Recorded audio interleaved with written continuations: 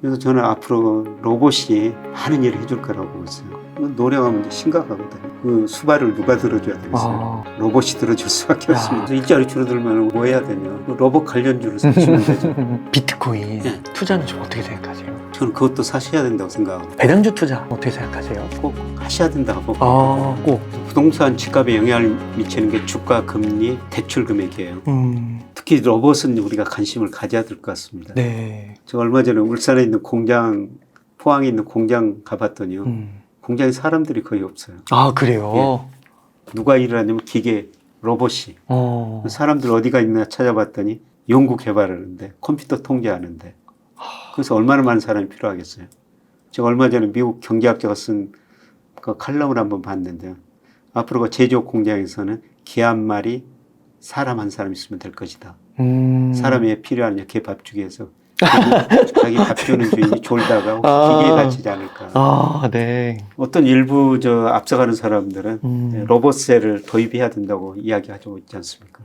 앞으로 로봇이 열심히 일해가지고 사람이 세금 내듯이 로봇이 세금 내가지고 그 돈 가지고 우리한테 와. 밥도 주고 돈도 줄 거라는 것이죠. 그런데 서비스업에서도 이제 AI가 많은 일을 해줄 거예요. 대표적으로요. 한국은행에서 뉴스 심리지수라는 거를 작성해서 발표하고 있거든요. 네. 이게 뭐냐면은 우리 저 네이버 다운 같은 데 포털 사이트 있지 않습니까? 네. 그 경제 관련 기사가 긍정적이냐 부정적이냐 그걸 모으는 거예요? 그걸 모아가지고 AI가 지수를 하나 만들어요. 네. 이거 한국은행에서 만들었어요? 믿을만한 공간이에요? 실험적으로 지금 한국은행에서 작성해가지고 발표하고 있는데요. 네. 이게 한국은행 보면은 이게 경기에 선행하는 선행지 순환 변동치 2개월 선행한다. 주가 코스피 전년 동월 대비 변동률에 1개월 선행한다. 그래요? 선행지수야.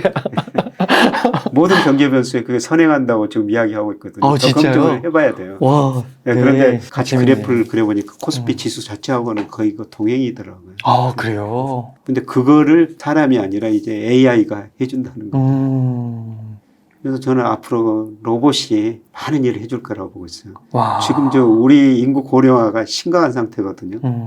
65세 인구가 올해부터 21%가 넘어서게 돼요. 20%가. 20%가 넘으면 초고령 사회라고 그러거든요. 네. 그런데 우리 옹달님이 65세 되실 때는 아마 65% 이상 인구일 거예요.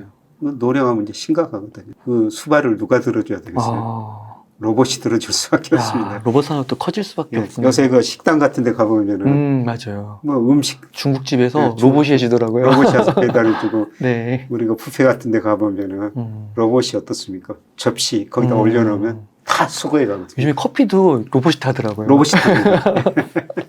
네, 그래서 저는 뭐 아까 여러 가지 말씀한 산업 중에서 로봇 산업은 굉장히 성장 산업이라고 보고 있어요. 네, 그런데 과연 우리가 거기에 맞는 기업이 있는가? 뭐 저도 그 기업에 좀 투자하고 있거든요. 근데 그건 공장 자동화 로봇인데요. 그거 좀 알려주세요, 교수님. 그거 좀 투자해가지고 네. 요새 좀 공부 좀 하고 있습니다. 네. 우리가 어떤 종목을 사야지 더 공부를 하게 되거든요. 많이는 안 사고요. 조금 사가지고 공부하고 있습니다. 근데 로봇 주식들이 많이 올랐더라고요. 뭐 PER 100 넘는 것도 있고, 이렇게 보니까, 그거는 뭐 검색하면 바로 나오니까 보시면 될 것 같고.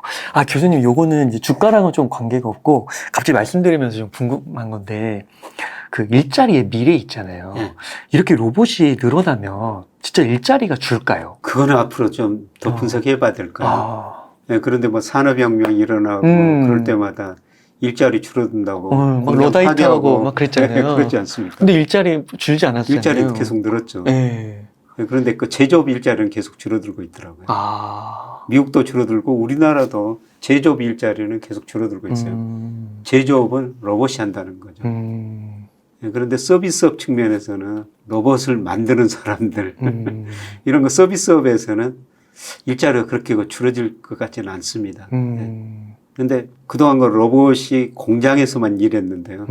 아까 AI 한국에서 뉴스 심리수 그 사람이 로봇이 없었다면 AI가 없으면 사람이 했을 거거든요. 근데 그 서비스업에서도 로봇이 침투하기 시작했기 때문에 앞으로 일자리는 많이 줄어들 것 같습니다. 줄어들 거. 그래서 과도기적으로는 단기적으로는 줄어들고 장기는 좀 더 두고 봐야 되고. 그래서 일자리 줄어들면 우리 일자리가 줄어드니까 그럼 뭐 해야 되냐. 그 로봇 관련주를 사시면 되죠. 그래서 뭐 포트에 뭐 좀 소액이더라도 이런 것들은 좀 공부하고 모아가면은 좋을 것 같고. 교수님 혹시 뭐 메타버스 이런 쪽은 투자 안 하세요? 메타버스도 좀 ETF를 사놨어요. 아, 손에 많이 와 있습니다. 손해가 많이 봤어요? 뭐 좀 오래전에 사가지고. 그것도 산업의 추세라고 생각했는데 지금 손해 많이 보고 있는데. 손절은 안 하셨어요? 혹시? 그거는 장기적인 산업 추세라고 보고 있기 때문에 손절. 뭐 많이는 안 산 거죠. 그러니까 제가 그런 주식을 사는 거는 주식을 사야지 계속 관찰하고 공부할 수가 있습니다. 네. 근데 제 포트폴리오에서 지금 제일 손실률이 큰 게 그 메타버스 ETF예요. 그래서 안 팔고요. 이거는 그 장기적인 산업 추세이기 때문에 계속 관찰을 하고 있죠. 그러니까 뭐 저희 서강대에서요. 메타버스 대학원을 만들었어요. 맞아요. 최초. 국내 최초. 봤습니다. 네. 그렇게 이제 서서히 시작하는 거죠. 그러니까 그 메타버스 수업이 열리면 그렇게 사람들이 다 몰린다고. 그래서 그 강의 수가 부족하다고 그러더라고요. 뭐 방송통신대학교도 그렇고. 근데 메타버스를 지금 제대로 아시는 분이 계속 공부하면서 서로 가르치니까. 그런가요? 네. 그래도 손절은 안 했다는 거는 이게 미래적으로는 가는 거기 때문에 방향성은 맞기 때문에 그렇게 보시는 거죠. 제가 뭐 투자를 할 때요. 물론 일부 종목은 뭐 단기 투자하지만은 저는 추세라고 생각한 거는 그냥 오랫동안 가지고 있거든요. 사실 어떤 것들은 보지도 않아요. 제가 대표적인 추세라고 생각하는 게 중국의 전기차 ETF였고요. 그 다음에 곡물 ETF요. 특히 3대 곡물 ETF. 그게 뭐예요? 3대? 콩, 옥수수, 밀. 이거는 저는 기후변화가 갈수록 심각해지리라고 보고 있거든요. 물론 이제 가끔 봐가지고 이게 수익이 너무 많이 났다 그러면 좀 팔고 이 그래프 보고 좀 비중을 줄이고 그 러시아 전쟁할 때 급격하게 올라오고 있습니다. 그럴 때는 이게 너무 많이 올랐던 비중 줄인데 근데 또 떨어지면은 그건 늘리죠. 근데 이런 것들은 계속 가지고 있는 것들은 추세라고 생각하는 거예요.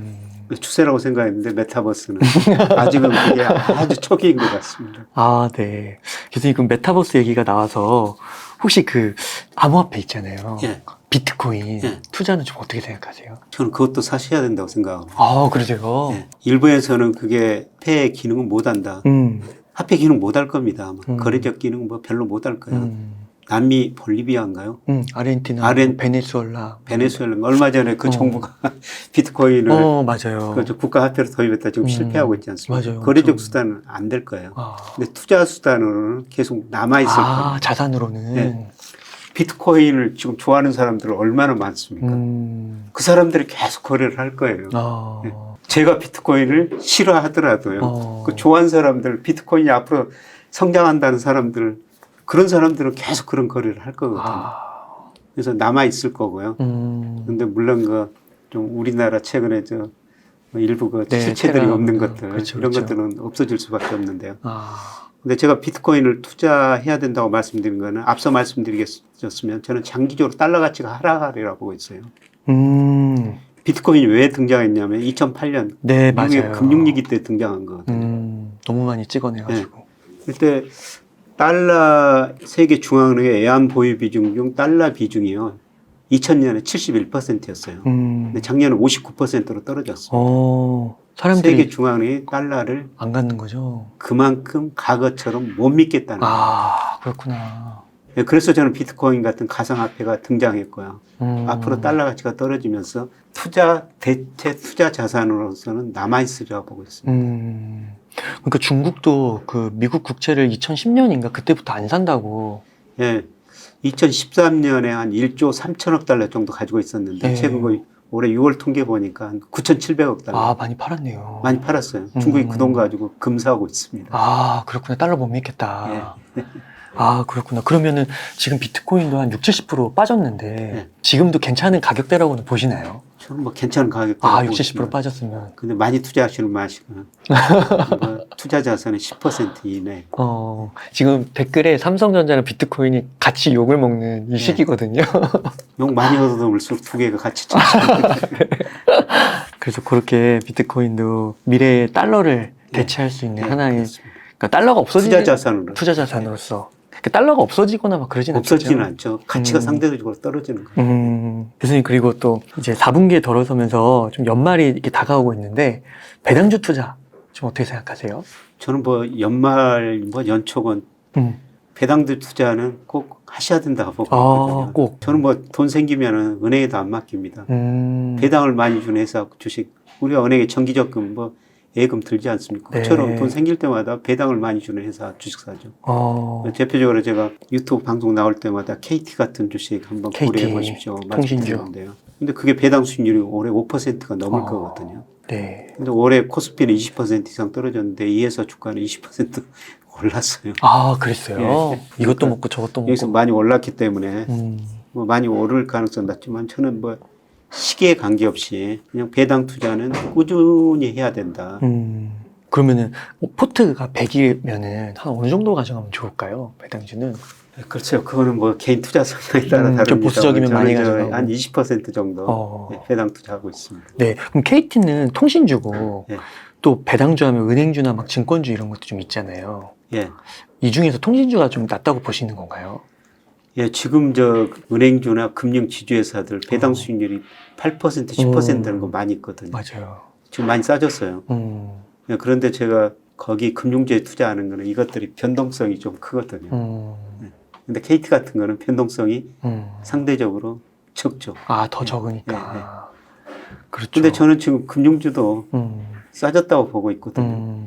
배당 수익률이 8% 10% 저는 금융 지주회사들이 있어요. 지금 주가도 싸졌고. 예. 이제 마지막으로 부동산 시장 한번 좀 여쭤보겠습니다. 부동산 시장은 좀 어떻게 전망하고 계신지. 얼마 전에 한 그 주요 신문에서 저를 대세 하락론, 대세 상승론 이렇게 다른 사람 비교해 놨더라고요. 근데 대세 어디로? 저는 하락론이요. 하락론으로. 네. 근데 최근에 그 기자 만나봤더니 요새 대세 상승을 주장하는 전문가는 한 분도 없대요. 아, 그래요? 그만큼 지금 부동산 경기가 심각하죠. 심각해요. 예. 저는 이미 고점을 치고 떨어지는 국면이 이제 시작됐다고 보고 있고요. 짧게는 3년, 길게는 5년 정도 가리라고 보고 있어요. 그럼 2025에서 2018? 예. 쉽게 말씀드려서 지난 정부에서는 집값을 억제하기 위해서 20몇 번 그냥 부동산 억제 정책을 냈는데 계속 올랐는데 요새 이번 정부 보면 부동산 규제 완화를 조금씩 하고 있거든요. 저는 5년 동안 내내 규제 완화할 것이다. 그래도 이 추세는 못 바꿀 것이다. 아, 규제를 풀어도? 예. 그만큼 부동산 시장에 거품이 발생했다는 거죠. 집값에. 와, 소득에 비해서, 물가에 비해서, 렌트에 비해서. 근데 그게 규제를 오히려 했는데 가격이 오르고 규제를 푸는데도 가격이 떨어지는 거는 그게 원래 그렇게 되는 건가요? 부동산 추세라는 게 있어요. 부동산이라는 거. 이 추세라는 거는 정책으로 못 막거든요. 그래서 부동산 집값에 영향을 미치는 게 주가, 금리, 그다음에 대출 금액이에요. 지금 주가 떨어졌고 지금 금리 올랐고 대출 금액 축소되니까 떨어지는데요. 가장 중요한 영향을 미치는 게 경기거든요. 네. 근데 경기가 이제 나빠지기 시작하고 있다는 거예요. 그래서 저는 부동산 가격도 주가가 고점에서 30% 떨어진 것처럼 뭐 부동산도 연착륙은 없다고 생각하고 있어요. 그럼 교수님, 주가는 아까 지금 이제 2,300까지 빠지고 2,800까지 이렇게 올라가는데 네. 이 주가의 흐름과 다르게 부동산은 계속 빠질 수도 있는 거예요? 예, 그렇습니다. 그 과거에도 이게 주가랑 부동산이 이렇게 자산가격이 같이 사이클이 다를 주가 때도 선행을 해요. 그러니까 그게 다를 때도 있는 거군요. 예. 그리고 주가는 이렇게 단기 사이클이 좀 많이 있지만 부동산은 사이클이 깁니다. 그러니까 한 번 빠지면 이렇게 3년, 5년. 예. 그러면은 이 부동산도 이렇게 주가처럼 뭔가 이렇게 빠지다가 반등했다가 또 막 이런 게 아니라 뭐 중간에 일시적으로 반등을 할 텐데요. 이게 뭐 추세적인 상승이 아니라. 그 반등이 막 전고점 이런 건 아니고. 그런 건 아니고요. 그렇게 되구나. 그러면은 그럼 지금 만약에 이렇게 집을 좀 무리해서 사신 분들은 좀 어떻게 해야 되는 거예요? 그 영끌 이런 신문에 많이 나오더라고요. 2030들 우려하는 목소리도 많이 나오고. 어렵죠. 근데 집은 뭐 사는 곳이니까 한 채 가지고 있어야 되는데. 그 원리금 상환해야 되죠. 그러려면 일할 수밖에 없죠. 힘드시긴 힘드실 텐데요. 그렇다고 떨어지는데 지금 팔려고 해도 팔려면 싸게 내놔야 되거든요. 그러니까 작년 같은 경우는 집을 팔자고 내놓은 사람이 계약을 했는데 언론에서 집값 오른다고 그러니까 부동산에다 취소를 했어. 맞아요. 더 올려받게. 문도 안 열어주고. 예, 근데 요새는 완전히 반대입니다.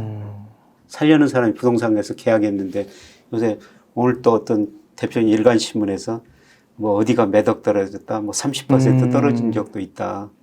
물론 일부 거래가 그렇게 됐을 거예요. 네. 그런 통계를 계속 신문에서 나오니까 집 산 사람들은 제가 이 계약을 했는데 더 떨어질 것 같으면 어떻습니까? 취소하죠. 취소하고 더 싸게 사겠다고 지금 그런 상황이거든요. 미루기도 하고. 예, 미루기도 하고. 예. 아, 그렇게 되는 거군요. 네. 아, 네, 교수님. 그리고 이렇게 해서 전반적으로 해주셨는데요. 교수님, 이번에 이제 경제지표 정도법이라는 책을 내셨어요. 예. 교수님, 이 책은 좀 어떤 책인지 한번 소개 좀 부탁드리겠습니다. 경제지표 정도법은 제가 2018년에 냈는데요. 제가 그 낸 목적은 부자들, 그 다음에 기업 CEO들 만나면 시대 흐름에 당하지 말자. 그러니까 개인한테 당하면 일부 자산을 잃지만 시대의 흐름에 당하면 모든 자산을 잃을 수 있다. 거꾸로 시대의 흐름을 알면은 엄청난 부를 축적할 수가 있다는 거죠. 네. 시대의 흐름을 알기 위해서는 거시경제의 흐름을 알아야 된다. 그래서 거시경제의 흐름을 나타내는 여러 가지 경제지표, 네. 이걸 어디서 어떻게 발표하고 그 다음에 이론하고는 어떤 관계 있으면 이걸 경기를 판단하는데 어떤 식으로 연결시킬 것인가. 대표적으로 제가 많은 개인 투자자들도 만나보고 그러는데 이분들이 정말 좋은 종목을 샀어요. 네. 삼성전자 정말 좋은 종목이죠. 10만 전자 이야기가 나올 때 9만 원대 많이 사셨거든요. 그런데 삼성전자가 9만 원 할 때 경기 선행지수 순환 변동치 앞으로 경기를 예고해 주표는 네. 꺾이고 있었어요. 아, 그래요? 네. 그걸 보면 삼성전자 주식을 안 산다는 거죠. 그래서 아무리 좋은 종목이라도 경기 흐름에 역행할 수는 없다는 거죠. 큰 파도에는 역행할 수가 없는 예. 거다. 그래서 큰 흐름을 아셔야 된다. 근데 야. 제가 이거는 개정판이에요. 2018년에 냈는데 그 책 보니까 통계가 다 2017년, 18년 통계거든요. 지금 4, 5년이 지났으니까 통계를 계속 그 책을 보시는 분들이 많더라고요. 네. 최소한 통계는 업데이트해 드려야 되겠다. 네. 그래서 내용은 약간 바꾸고요. 소개드린 통계를 전부 업데이트한 겁니다. 와, 그러니까 지금 올해가 정말 매크로 이슈가 너무 커서 예. 정말 이 거시 경제 그런 지표들의 중요성이 더 부각이 되는 것 같아요. 예, 맞습니다. 그래서 이런 시기에 예. 진짜 이거 꼭 한번 읽어보시면은 시청자분들이 뭐 투자에 있어서든 경제 활동에 있어서든 큰 도움 받지 않을까 싶습니다. 네, 교수님 혹시 시청자분들께 좀 끝으로 강조하고 싶으신 말씀 있으시다면 좀 부탁드리겠습니다. 지금 주식 투자자 하시는 분들 굉장히 어렵죠. 그런데 저는 장기적으로 자산 가격은 오른다. 앞서 제가 우리 자산 가격이 주가가 모든 경제 변수에 저평가됐다. 이런 말씀을 드렸었습니다. 3,300대 우리가 적극적으로 주식을 샀지 않습니까? 그때보다는 지금 더 주식시장에 더 적극적으로 참여하셔야 된다는 겁니다. 장기적으로 모든 경제 변수는 성장하고요. 그 추세를 따라서 위로 올라갔다 밑으로 갔다 이런 사이클이 있거든요. 지금 사이클상 하락 국면이라는 겁니다. 근데 결국은 이 의미는 모든 자산을 우리가 싸게 살 기회라는 겁니다. 그래서 조금 멀리 내다보면서 기회를 활용하시는 게 좋을 것 같습니다. 앞으로 6개월 조금 적극적으로 힘 닿는 한 주식을 좀 모아갈 시기다. 그렇습니다. 예, 교수님 감사합니다. 이렇게 해서 경제지표 정도법의 저자이신 김영익 교수님을 모시고 이야기를 나눠봤습니다. 긴 시간 동안 유익한 인사이트 많이 나눠주셔서 감사의 말씀드립니다. 오늘 고생 많으셨습니다. 고맙습니다. 감사합니다.